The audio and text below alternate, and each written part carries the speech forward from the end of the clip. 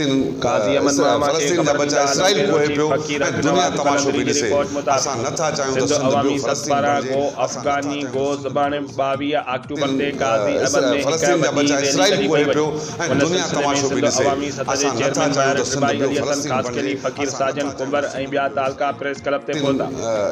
फ़लस्तीन जा बचा इसराइल कोहे पियो ऐं दुनिया तमाशो पई ॾिसे असां नथा चाहियूं त सिंध ॿियो फ़लस्तीन बणिजे ॻाल्हाईंदे चयो त 1980 में अफ़गान खां आयल फ़लस्तीन जा बचा इसराइल कोहे पियो ऐं दुनिया तमाशो पई ॾिसे असां नथा चाहियूं त सिंध ॿियो फ़लस्तीन बणिजे सदन में ठहियल कार्ड डोमिसाइल पासपोर्ट रद्द कया वञनि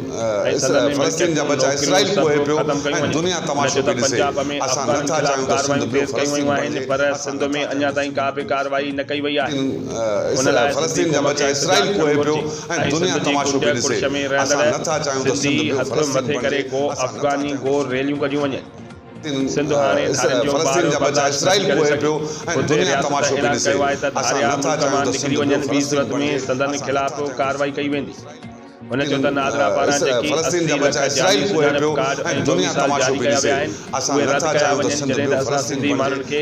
अपील था करियूं त अफ़गाननि जी नेकाली लाइ रोडनि ते निकिरनि फ़लस्तीन जा बचा इसराइल कोहे पियो ऐं दुनिया तमाशो पई ॾिसे असां नथा चाहियूं त सिंध ॿियो फ़लस्तीन बणिजे सिंध सभिनि जी माउ आहे उन रैलीअ में वधि खां वधि शिरकत करे फ़लस्तीन जा बचा इसराइल कोहे पियो ऐं दुनिया तमाशो पई ॾिसे